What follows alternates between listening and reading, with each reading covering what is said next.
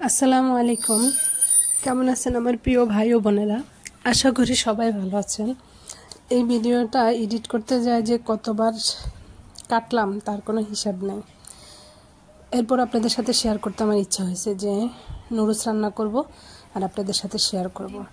আমি যখন নুডলসটা রান্না করি তখন কিভাবে রান্না করি।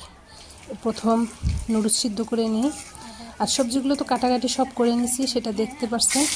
এখন হচ্ছে আদা আর রসুন কুচিটা প্রথম ভাজা একটু হালকা বাদামি কালার করছি, করে চিকেন দিয়ে দিছি। তারপরে এদিক দিয়ে নুডলস আর ডিমটা ঝুরি করে তুলে নিছি। ডিমটা মানে নুডলসটা সিদ্ধ করে নিলাম, পরে ঠান্ডা করতে দিলাম। আর এদিক দিয়ে হচ্ছে আলু আর গাজর, এগুলো হচ্ছে প্রথম আলুটা একটু হালকা ভাজবো, ভাজাভাজি করে এরপরে গাজরটা হালকা হইলে, মানে বেশি না, মানে 80% সিদ্ধ হবে, তারপরে টমেটো দিয়ে দিব। টমেটো দিয়ে দিলে এই টমেটোটাও আপনার এরকমই 80% সিদ্ধ করে নিলে তখন দেখা গেছে আলু গাজরটা পারফেক্ট সিদ্ধ হয়ে যায়।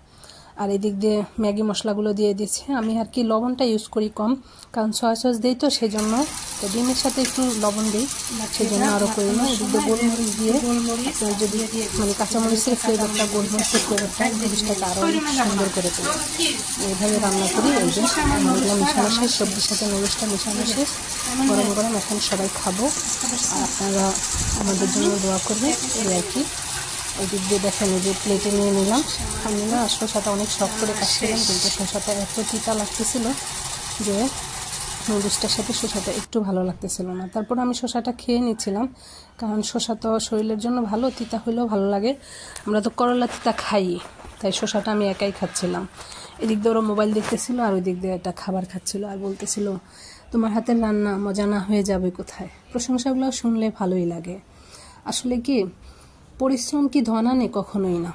পরিশ্রম যদি ধন আনতো তাহলে সবাই বড়লোকই থাকতো, কেউ আর গরিব হইতে পারতো না। এই পৃথিবীতে প্রত্যেকটা মানুষই তার তার জায়গা থেকে